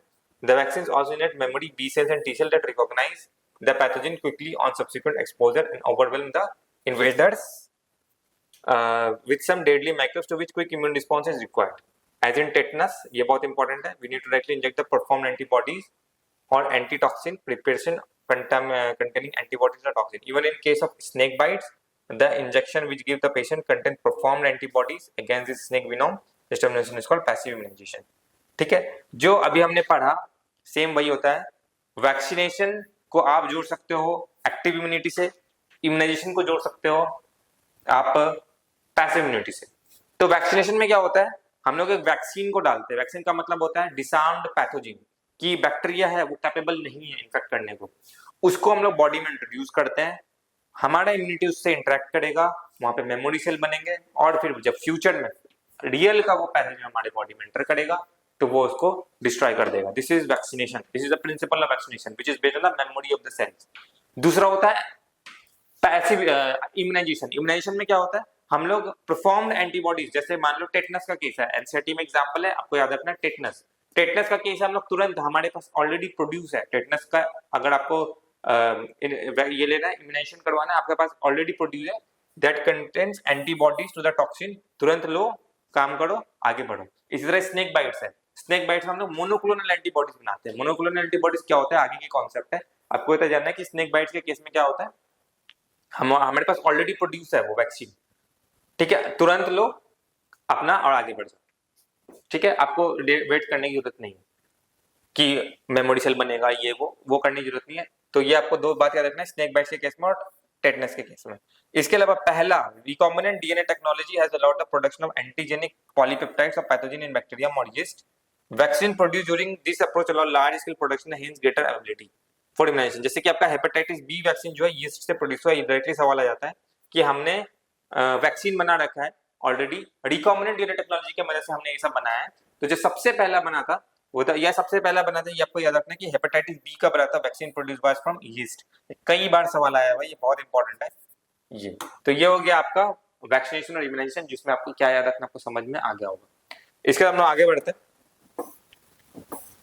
इसके बाद आपका एलर्जीज.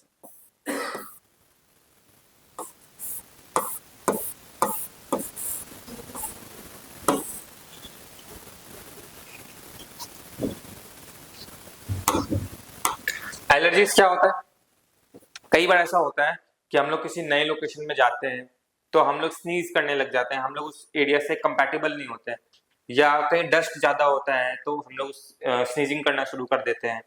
कई लोग होते हैं कि कुछ पॉलन वगैरह होते हैं उसके कांटेक्ट में आने से जो है एलर्जी, उनका एलर्जी होने लगता है। कई लोग कुछ फूड से एलर्जेंट होते हैं, कई लोग कुछ स्मेल से या केमिकल से एलर्जेंट होते हैं। तो ये एलर्जी होता क्या है?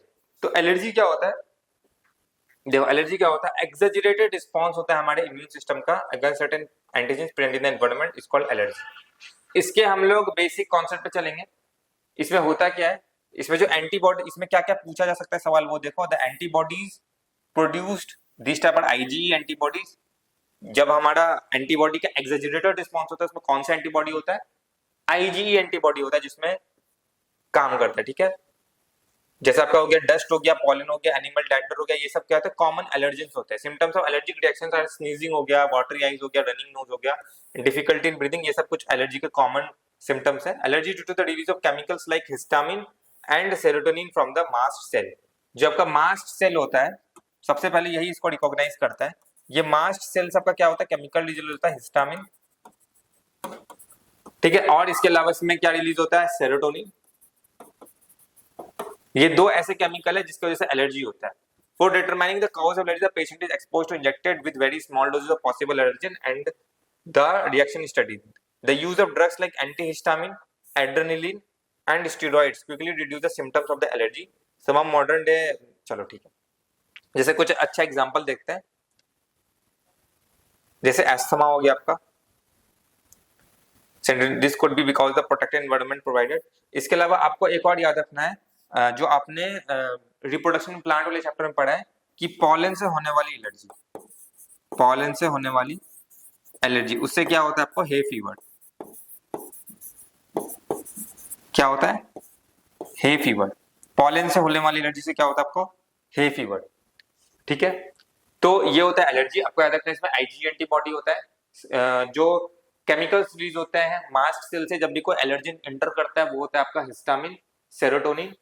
ठीक है, इसके अलावा जो अगर हमें देखना है कि पॉसिबल एलर्जन क्या है तो हम लोग उसको पॉसिबल एलर्जन, जो पेशेंट है उसको पॉसिबल एलर्जन से एक्सपोज करते हैं और फिर हम लोग चेक करते हैं कि किससे आखिरकार उसको एलर्जी है।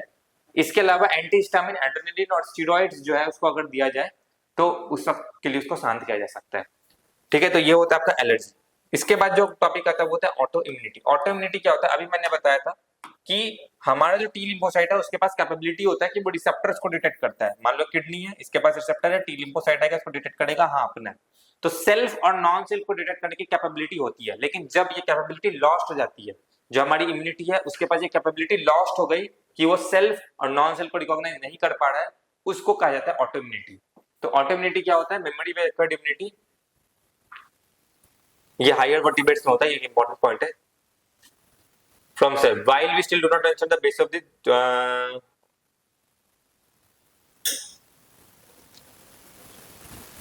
Due to genetic and other unknown reasons. अभी मैं नहीं पता कि वो अननोन रीजंस क्या है। एक तो आपका जेनेटिक हो सकता है, the body attacks self cells, this result in damage of the body and is called autoimmune disease.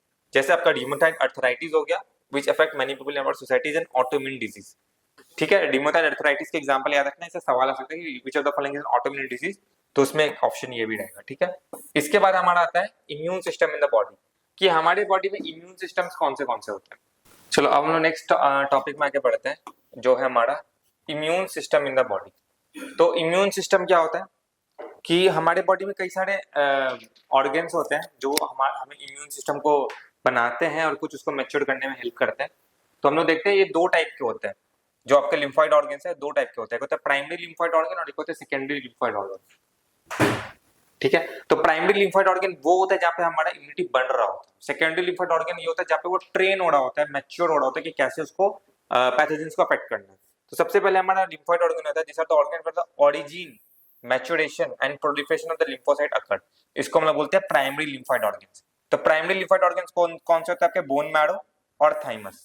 जो बोन मैरो है आपका, ये आपका बोन है, इसके अंदर प्रेजेंट होता है आपका बोन मैरो, बोन के अंदर। और एक होता है थाइमस। थाइमस तो आपने पढ़ा होगा, जो आपका हार्ट है, दो लंग्स है, दोनों लंग्स के बीच में हार्ट के पीछे एक स्ट्रक्चर था, इसको हम लोग बोलते हैं थाइमस, जो थाइमोसिन हार्मोन को प्रोड्यूस करता है और हमारे लिम्फोसाइट को बनाने में मदद करता है। ठीक है, इसके अलावा हम लोग देखते हैं सेकेंडरी लिम्फोइड ऑर्गन क्या होता है।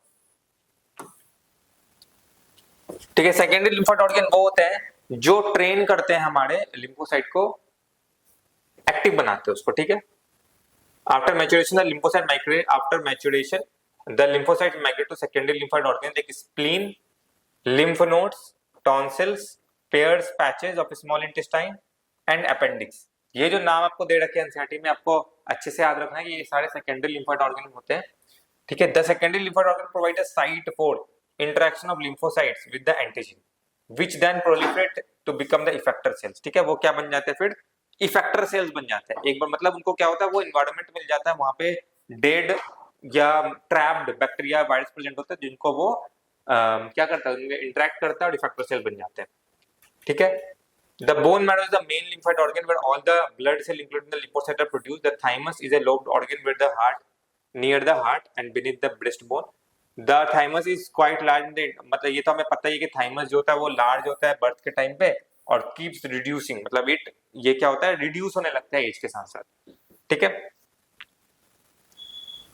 ये बहुत इंपॉर्टेंट लाइन है, इसको भी आपको सर्किल करना है। Both bone marrow and thymus provide the micro environment for the development and maturation of T lymphocytes, ठीक है, बहुत इंपॉर्टेंट लाइन है।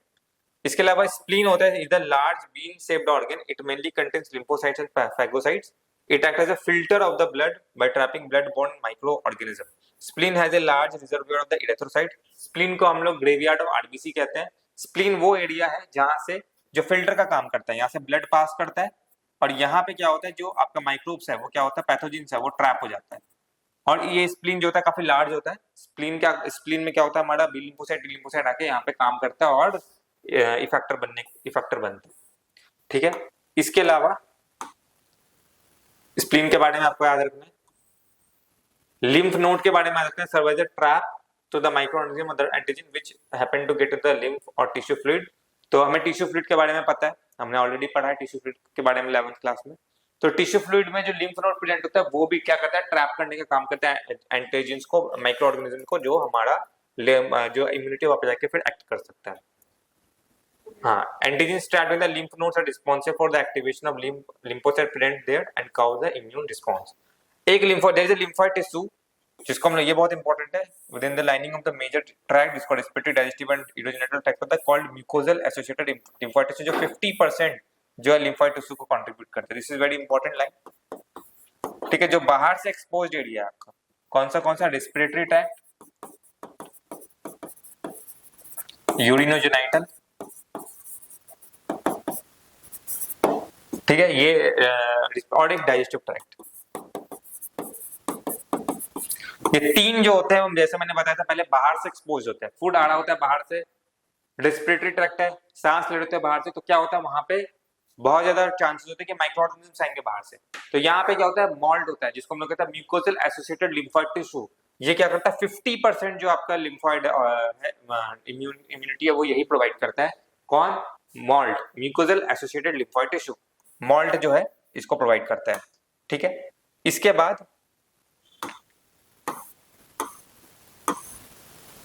हमें दो इंपॉर्टेंट डेडली डिजीज के बारे में पढ़ना है, एक है एड्स और एक है कैंसर, ठीक है। AIDS stands for acquired immunodeficiency syndrome. This is not a disease, this is a complete syndrome, ठीक है। AIDS is not a disease, it's a complete syndrome. इसका मतलब क्या है कि ये हमारी इम्यूनिटी को वीक कर देता है। इसका जो वायरस है आपका HIV virus, human immunodeficiency virus, वो क्या करता है, हमारा जो इम्यूनिटी को वीक कर देता है, जिसके कारण कई सारी बीमारी हो जाती है, एक नहीं कई सारी बीमारी हो जाती है। इसको कहा जाता है सिंड्रोम, इसलिए इसका नाम है सिंड्रोम, ठीक है। कौन काउज करता है, this mean deficiency of the immune system according the life time of an individual indicate that is not congenital disease, ठीक है। This mean deficiency of immune system according the, ये लाइफ टाइम में achieve होता है बिल्कुल। जो ये जो डिजीज है ये कोई कॉन्जेनाइटल नहीं है कि बच्चा पैदा होते हुए इसको डिजीज को ले। हाँ, ये तब हो सकता है जब मदर इन्फेक्टेड हो, तब ये ट्रांसफर हो सकता है, लेकिन ऐसा नहीं होता कि ऑर्गेनिज्म लेके ही पैदा ले ले, बशर्ते कि वो जेनेटिक ना हो, ठीक है। Congenital syndrome means A group of symptoms, ठीक है। It was first reported in 1981, in the last 25 years it has killed approx 25 million people। तो AIDS is caused by the human immunity deficiency virus. हमें पता है HIV virus से होता है ये, व्हिच इज अ रेट्रोवायरस, ठीक है। रेट्रोवायरस का मतलब क्या है, उसके पास RNA होता है, ठीक है, which have an envelope enclosing the RNA genome. एक एनवेलप होगा, उसके अंदर RNA प्रेजेंट होगा, ठीक है। कैसे ट्रांसफर होता है, transmission of HIV infection generally occurred by three cause. सबसे पहला sexual contact with an infected person, दूसरा by transfusion of contaminated blood and blood products, और तीसरा by sharing infected needles as in case of intravenous drug abusers, और चौथा from infected mother to her child through placenta. ये चार ऐसे cases है जिसकी वजह से जो है आपका HIV का जो वायरस है वो ट्रांसफर हो सकता है। ठीक है, अब हम लोग इसमें देखते हैं कि मैकेनिज्म क्या है, कि किस तरीके से ये काम करता है और किस तरीके से अफेक्ट करता है। ठीक है, सबसे पहले क्या होता है, इसके पास एक प्रोटीन कोड होता है और इसके पास क्या प्रेजेंट होता है, आरएनए प्रेजेंट होता है। आरएनए प्रेजेंट होने की वजह से इसको हम लोग बोलते हैं रेट्रोवायरस, और इसके पास एक एंजाइम होता है जिसको हम लोग बोलते हैं reverse transcriptase enzyme, reverse transcriptase enzyme. तो ये क्या करेगा अपना वाइट, जब भी किसी माइक्रो, सबसे पहले तो ये मैक्रोफेज का अफेक्ट करेगा। ठीक है, ये क्या करेगा अपना आरएनए को इसमें ट्रांसफर करेगा, और रिवर्स ट्रांसक्रिप्शन की मदद से ये इस आरएनए को, वायरल डीएनए को, रिवर्स ट्रांसक्रिप्शन की वजह से आरएनए को कन्वर्ट करेगा डीएनए में। ये जो वायरल डीएनए है फिर होस्ट के ऑर्गेनिज्म में जाके इनकॉर्पोरेट हो जाएगा, और ये जो वायरल डीएनए ये गाइड करेगा नए वायरल डीएनए को बनाने में। न्यू वायरसेस आर प्रोड्यूस्ड, और ये जो न्यू वायरसेस है फिर नेक्स्ट अदर सेल्स को अफेक्ट करेगा। इसके वजह से मैक्रोफेज को हम लोग क्या बोलते हैं, HIV फैक्ट्री कहने लगते हैं। ठीक है, क्योंकि यहाँ से क्या हो रहा है, ये प्रोड्यूस हो रहा है, कई सारे प्रोड्यूस हो रहे हैं HIV फैक्ट्री। अब ये क्या करेंगे, जाके T सेल्स का अफेक्ट करेंगे, क्योंकि इनको पता है कि जो B सेल्स है वो इनको मार सकते हैं, क्योंकि वो एंटीबॉडी बनाएगा, और उनको हेल्प कौन करता है, T सेल। तो T सेल को पकड़ो, T सेल B सेल को हेल्प ही नहीं कर पाएगा, तो B सेल एंटीबॉडी क्या बनाएगा। इसलिए ये क्या करता है, यहाँ से निकलने के बाद T सेल्स को अफेक्ट करते हैं। सबसे पहले इसने क्या किया, अपने आरएनए को अंदर डाला मैक्रोफेज में, साथ साथ रिवर्स ट्रांसक्रिप्टेज एंजाइम को डाला। आरएनए को रिवर्स ट्रांसक्रिप्टेज एंजाइम की वजह से डीएनए में कन्वर्ट किया, डीएनए को होस्ट के डीएनए में इनकॉर्पोरेट कर दिया। अब उस डीएनए को वो गाइड कर रहा है कि वो अपने जैसा आरएनए बनाए, अपने जैसा डीएनए बनाए, उसके से नए डीएनए बनेंगे। ठीक है, ये क्या करेगा, नए वायरसेस प्रोड्यूस होंगे, और यहाँ से नए वायरसेस निकलेंगे और टी सेल्स को जाके अफेक्ट करेंगे। तो ये इसका पूरा मैकेनिज्म होता है। ठीक है,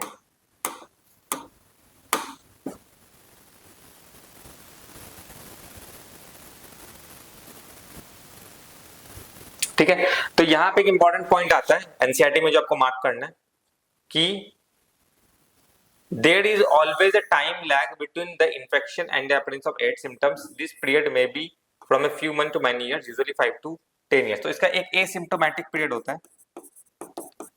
ठीक है, asymptomatic period जो होता है वो जनरली 5 से 10 साल का हो सकता है, कि वायरस के आने में और सिम्टम्स के शो करने में बहुत बड़ा गैप है, उसको एसिम्टोमेटिक स्टेज कहा जाता है, जो कि यूजुअली 5 से 10 साल का हो सकता है।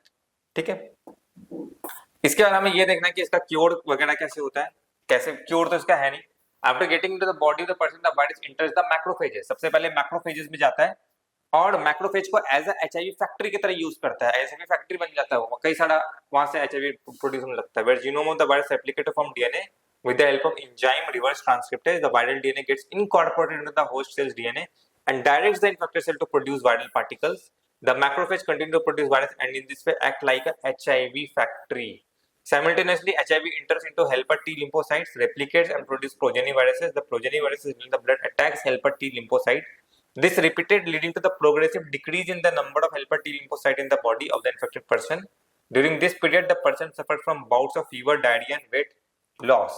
क्योंकि उसका इम्यूनिटी क्या हो रहा है, वीक हो गया, तो बाकी सारे से खुद को बचा नहीं पा रहा। ठीक है, due to the decrease in the number of helper T lymphocyte, the person starts suffering from infections that could have otherwise overcome, such as due to bacteria, especially mycobacterium, virus, fungi, and even parasite like toxoplasma. The patient becomes so immunodeficient that he or she is unable to protect himself against these infections. ठीक है, ये होता है कि आपका immunity weak हो जाता है, कई सारे बैक्टीरिया वायरस में अफेक्ट हो जाते हैं। इसके बाद इसमें जो आता है, एक होता है एलाइसा टेस्ट। एलाइसा टेस्ट का फुल फॉर्म है एंजाइम लिंक्ड इम्यूनो सॉर्बेंट एसे, एलाइसा टेस्ट। एलाइसा टेस्ट ये टेस्ट होता है फॉर HIV। ठीक है, वाइडली यूज्ड डायग्नोस्टिक टेस्ट है ये for AIDS is the enzyme linked immunosorbent assay. Treatment of AIDS with an antiretro. तो ये क्या करता है, ये एक एंटीजन एंटीबॉडी इंटरेक्शन होता है इसमें। ठीक है, इसमें डिटेल में हमें नहीं जानना, बस नाम याद रखना है, एंटीजन एंड एंटीबॉडी इंटरेक्शन होता है यहाँ पे। और ये एक डायग्नोस्टिक टेस्ट है, ठीक है, ये एक डायग्नोस्टिक टेस्ट होता है। Treatment of AIDS with an antiretroviral drug only partially effective. They only prolong the patient but cannot prevent the death, which is inevitable. मतलब कि हम लोग एंटीरेट्रोवायरल ड्रग यूज करते हैं, जैसे जाइडोविडिन होता है, AZD होता है, जाइडोविडिन होता है, ये कुछ ऐसे दवाइयां जो दिया जाता है, रेट्रोवायरल होता है ये, लेकिन ये सिर्फ पेशेंट के लाइफ को प्रोलॉन्ग कर सकते हैं, डेथ को प्रिवेंट नहीं कर सकते। It is non curable, however it can be prevented, ठीक है, इसलिए हमें प्रिवेंशन को देखना है।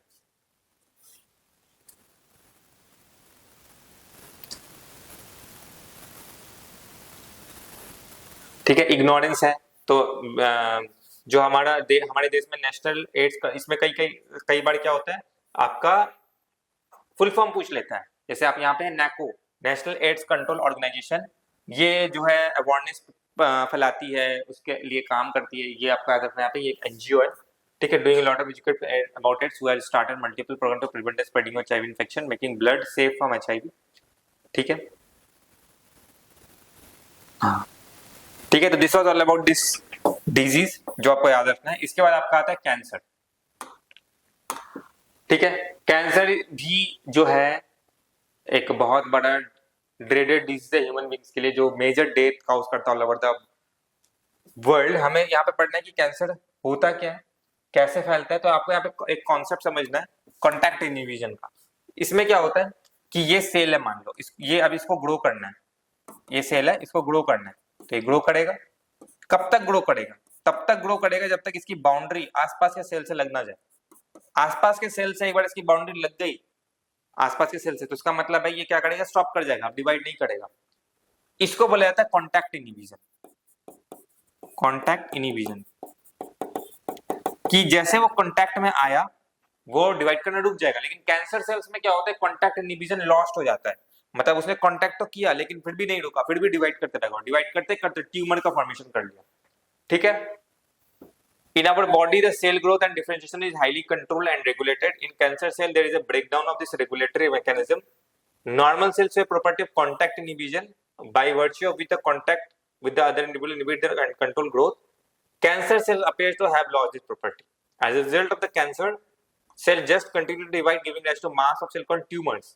अभी जो ट्यूमर्स है ये दो टाइप के ट्यूमर होते हैं, एक होता है आपका मैलिग्नेंट, एक होता है बेनिग्न, ठीक है। Tumors are of two types, benign and malignant. Benign tumors normally remains confined to their original location and do not spread to other parts of the body and cause little damage. तो दो type के tumour होते हैं, एक होता है benign और एक होता है malignant. Benign ट्यूमर क्या होते हैं, वो confined होते हैं एक जगह पे, जहां पे है वहीं पे रहेंगे, वहां से कहीं नहीं जाएंगे। लेकिन जो malignant ट्यूमर है वो क्या होता है, मान लो malignant ट्यूमर है, उसका कुछ सेल टूट के ब्लड में चला गया, ब्लड उसको लेके जाएगा। अब जहां वो जाके रुकेगा वहां पे नया ट्यूमर काउज कर जाएगा, नया ट्यूमर काउज करेगा, जिसको कहता है मेटास्टेसिस। और this is the most feared property of malignant tumour, ठीक है। बेंगाइन ट्यूमर क्या करते हैं, बेंगाइन ट्यूमर क्या करते हैं, जहां है वही रहेंगे, लेकिन मैलिग्नेंट ट्यूमर जहां टूटा सेल ब्लड उनको लेके जाएगा, जहां रुका वहां नया ट्यूमर, तो इसको बोला जाता है metastasis. The malignant tumour on the other hand are mass proliferating cells called neoplastic or tumor cells. These cells grow very rapidly, invading and damaging the surrounding normal tissues. As these cells actively divide and grow, they also starve the normal cell by competing for vital. मतलब जो आपका normal cell है उसको भी food चाहिए, जो tumour cells है उसको भी फूड चाहिए। जो ट्यूमर सेल्स है वो ज्यादा फूड ले लेते हैं, तो नॉर्मल सेल्स को क्या होता है, खाना कम मिलता है। तो ये चीज, यही यहाँ पे ये चीज लिखा है, cells sloughed from such tumours reach distant sites or blood, and wherever they get lodged in the body they start new tumor there. This property is called metastasis, which is the most feared property of malignant tumor. इसके बाद हम लोग चलते हैं cause of cancer. जो cancer के causing agents होते हैं उनको हम लोग बोलते हैं कार्सिनोजेंस, ठीक है। Transfer of normal cell to cancer neoplastics में भी इंट्रोड्यूस्ड बाय फिजिकल, केमिकल और बायोलॉजिकल एजेंट्स हो सकता है, जिसको हम लोग कार्सिनोजेंस कहते हैं। जैसे आपका आयनाइजिंग रेडिएशन हो गया like X ray, gamma ray, and non ionizing radiation हो गया जैसे UV ray, cause DNA damage leading to neoplastic transformation. आपको यहाँ पे याद रखना है कि फिजिकल, केमिकल और बायोलॉजिकल के जैसे होता है, फिजिकल जैसे आयनाइजिंग रेडिएशन हो गया आपके, जैसे एक्सरेज, गामा रेज, ये दोनों आयनाइजिंग रेडिएशंस है, याद रहे, ionizing radiations, X rays, gamma rays. और दूसरे होते हैं non ionizing radiations, non ionizing radiation जैसे कि आपके यूवी रेज जो डीएनए डैमेज काउज करते हैं, न्यूप्लास्टिक ट्रांसफॉर्मेशन करते हैं। इसके अलावा chemical, chemical carcinogens present in tobacco smoke have been identified as a major cause of lung cancer।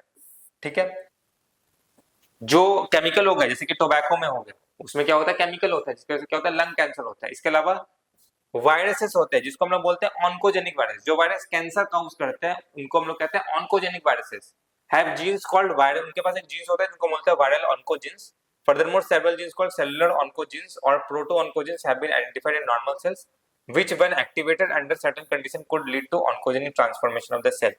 मतलब यहाँ पे ये कह रहा है कि बायोलॉजिकल अगर हम लोग बात करें तो कुछ वायरसेस होते हैं जिसको हम लोग बोलते हैं ऑन्कोजेनिक वायरस। ये ऑन्कोजेनिक वायरस जो होते हैं इनके पास क्या होता है, जीन्स होता है जिसको हम लोग बोलते हैं वायरल ऑन्कोजीन्स, जिसके वजह से कैंसर ट्रांसफर करते हैं। इसके अलावा हमारे पास हमारे जो नॉर्मल सेल्स है उनके पास भी जीन्स प्रेजेंट होते हैं, ठीक है, जिसको हम लोग कहते हैं सेलुलर ऑन्कोजीन्स या प्रोटो ऑन्कोजीन्स। नॉर्मल कंडीशन में ये सेलुलर ऑन्कोजीन्स और प्रोटो ऑन्कोजीन्स क्या होते हैं, सप्रेस्ड रहते हैं, काम नहीं करते हैं। लेकिन अब नॉर्मल कंडीशन में क्या होता है, अगर ये एक्टिवेट हो गए, ये एक्टिवेट हो गए तो ये नॉर्मल सेल को ट्यूमर सेल में कन्वर्ट कर देंगे। ये यही चीज यहाँ पे लिखा हुआ है। इसके बाद हम लोग आते हैं कैंसर के डिटेक्शन में और डायग्नोसिस में। डिटेक्ट कैसे करते हैं हम लोग, early detection it allows the disease to be treated successfully in many cases. अगर अर्ली डिटेक्ट हो गया तो सक्सेसफुली हम लोग ट्रीट कर सकते हैं। इसको हम लोग क्या करते हैं, बायोप्सी और हिस्टोपैथोलॉजिकल स्टडी से करते हैं। अब दो तरीका अपनाते हैं हम लोग कैंसर के लिए, बायोप्सी और हिस्टोपैथोलॉजिकल स्टडी। बायोप्सी क्या होता है, मान लो हमें सस्पेक्ट है कि किसी सेल में या किसी ऑर्गन में कैंसर है, तो हम लोग क्या करते हैं, उसका एक थिन सेक्शन कट करते हैं। एक थिन सेक्शन उसका हम लोग कट करेंगे लेयर का, और उसको फिर हम लोग माइक्रोस्कोप के अंदर स्टडी करेंगे। इसको कहा जाता है बायोप्सी। और माइक्रोस्कोप के अंदर स्टडी करने को कहा जाता है हिस्टोपैथोलॉजिकल स्टडी। एक थिन लेयर कट किया, that is biopsy, and then उसको माइक्रोस्कोप के अंदर स्टडी करेंगे, that is histopathological study of the tissues and blood और bone marrow test for increase cell count in case of leukaemias. मतलब मान लो किसी ऑर्गन में कैंसर, तो हम लोग क्या करेंगे, उसका एक थिन लेयर कट करेंगे जिसको हम लोग बायोप्सी कह रहे हैं, फिर हिस्टोपैथोलॉजिकल स्टडी करेंगे उसका। लेकिन अगर मान लो ल्यूकेमिया है जिसको बोला जाता है ब्लड कैंसर, तो हम लोग उसको कैसे डिटेक्ट करेंगे, हम लोग उसमें नंबर को काउंट करेंगे। अगर मान लो बहुत ही एबनॉर्मल नंबर आ रखा है तो इसका मतलब वहां पे क्या ल्यूकेमिया है, ब्लड कैंसर है, ठीक है। बायोप्सी वही लिखा है यहाँ पे। बायोप्सी में क्या करते हैं, piece of the suspected tissue cut into thin section and stain and examine under the microscope, जिसको हिस्टोपैथोलॉजिकल स्टडी कहते हैं बाय ए पैथोलॉजिस्ट। इसके अलावा टेक्निक्स हम लोग यूज करते हैं, जैसे रेडियोग्राफी हो गया, यूज ऑफ एक्सरे, सीटी हो गया, कंप्यूटर टोमोग्राफी, और एमआरआई जो होता है magnetic image, are very useful to detect cancer of the internal organs. कि इंटरनल ऑर्गन में कैंसर है, लंग्स कैंसर है या कुछ और कैंसर है, तो उसके हम लोग क्या करते हैं, इंटरनल ऑर्गन्स के लिए हम लोग ये सब यूज करते हैं। एक्सरेज का यूज करते हैं, कंप्यूटर टोमोग्राफी का यूज करते हैं जिसको सीटी कहते हैं, एमआरआई का यूज करते हैं फॉर इंटरनल ऑर्गन के कैंसर के लिए। Computer tomography X ray to generate 3 dimensional image. हाँ, ये बहुत इंपॉर्टेंट लाइन है कि कंप्यूटर टोमोग्राफी और एक्सरे जो होता है वो क्या करता है, 3 डायमेंशनल इमेज को जनरेट करता है इंटरनल ऑर्गन का, ताकि हम लोग देख सकते हैं। एमआरआई क्या करता है, uses strong magnetic field and non analytic radiation to accurately detect the pathological and physiological changes in the living tissues. तो ये 3 चीज हो गए। मान लो ऑर्गन है, उसमें हमें देखना है, हम क्या करेंगे, बायोप्सी करेंगे, हिस्टोपैथोलॉजिकल स्टडी करेंगे। ब्लड कैंसर है, नंबर काउंट करेंगे, जैसे ल्यूकेमियास का केस हो गया। इसके अलावा इंटरनल ऑर्गन का केस है, कंप्यूटर टोमोग्राफी, एक्सरे और एमआरआई का यूज करेंगे। कंप्यूटर टोमोग्राफी और एक्सरे क्या करेगा, उसका 3 डायमेंशनल इमेज जनरेट करेगा, और एमआरआई क्या करेगा, वो सस्पेक्ट जो है चेंजेस को डिटेक्ट करेगा, पैथोलॉजिकल और फिजियोलॉजिकल चेंजेस को डिटेक्ट करेगा, ठीक है। इसके अलावा इसको हम लोग ठीक कैसे कर सकते हैं, जैसे कुछ एंटीबॉडीज हम लोग यूज कर सकते हैं कि antibodies against cancer specific antigen are also used for detection of certain cancers. कुछ एंटीबॉडीज को यूज करके techniques of molecular biology can be applied to detect genes individual with inherited susceptibility to certain cancers. कि हम लोग jeans, हमने क्या किया, हमने जीन्स में देख लिया कि ये जो है जिसको कहा जाता है जेनेटिक स्टडी करके हमने देख लिया कि वो जीन्स है या नहीं उसके अंदर कि वो कैंसर कॉज कर सकता है, ठीक है। इसके बाद हम लोग इसमें आते हैं ट्रीटमेंट में कैसे कर सकते हैं। Common approach for the treatment of cancer is surgery, कि हम लोग सर्जिकली उसको रिमूव कर दिए, ठीक है। Radiation therapy and immunotherapy. In radiation therapy tumour cells are irradiated lethally taking proper care of the normal tissues surrounding the tumour mass, ठीक है। हमने क्या किया, रेडियोथेरेपी का यूज किया। कभी कभी हम लोग सब कुछ को यूज करते हैं, कीमोथेरेपी सब कुछ यूज करते हैं। हमने लीथली उसको क्या क्या रिमूव कर दिया, लेकिन आसपास के सेल को ध्यान में रखते हुए कि आसपास के सेल को अफेक्ट ना हो। इसके अलावा कीमोथेरेपेटिक ड्रग्स का हम लोग यूज कर सकते हैं to kill the cancerous cells. हमने कीमोथेरेपेटिक ड्रग्स को यूज किया, लेकिन इसके कई सारे साइड इफेक्ट्स होते हैं। Majority of drugs have side effect like hair loss, anaemia etcetera. जो कीमोथेरेपेटिक ड्रग्स यूज करते हैं उसके साइड इफेक्ट्स होते हैं हेयर लॉस वगैरह। Most of this are treated by combination of surgery, radiotherapy and chemotherapy. Most हम लोग मतलब तीनों को यूज करते हैं। Tumour cell have been shown to have detection and destruction by immune system. Therefore, the patient are given substances called biological immune response modifiers such as alpha interferon, which activates their immune system and help destroying the tumor. जैसे कि मैंने बताया था कि interferon होता है जो आसपास के सेल्स को क्या करता है, बचाता है। तो हम लोग क्या करते हैं, बायोलॉजिकल रिस्पॉन्स मॉडिफायर्स। इसके ऊपर कई बार क्वेश्चन आया है कि बायोलॉजिकल रिस्पॉन्स मॉडिफायर्स कौन होते हैं, अल्फा इंटरफेरोन होते हैं। हम लोग क्या करते हैं, इम्यूनिटी को जगा देते हैं अपने बॉडी की, कि हमने अपने बॉडी की इम्यूनिटी को जगा दिया और वही इम्यूनिटी जो है जाकर के उस कैंसर सेल से लड़ेगा और उस कैंसर सेल्स को डिस्ट्रॉय करेगा। हम लोग क्या करते हैं, इसको एक्टिवेट कर देते हैं अल्फा इंटरफेरोन देके, जिसको हम लोग बोलते हैं बायोलॉजिकल रिस्पॉन्स मॉडिफायर्स। ठीक है, यहां तक हमारे चैप्टर का मेजर पोर्शन जो खत्म हो गया। इसके बाद जो आपका टॉपिक आता है ड्रग एंड अल्कोहल अब्यूज, हम लोग इसको नेक्स्ट क्लास में देखेंगे, ड्रग और अल्कोहल अब्यूज को। और इस चैप्टर से रिलेटेड पीवाईक्यूज और प्रैक्टिस क्वेश्चन को हम लोग डिस्कस करेंगे। यहां तक आप एनसीईआरटी को रिवाइज करो। नेक्स्ट वीडियो में ड्रग अल्कोहल अब्यूज और इस चैप्टर के जो इंपॉर्टेंट क्वेश्चंस होंगे हम लोग उसको डिस्कस करेंगे। ठीक है, तब तक के लिए थैंक यू।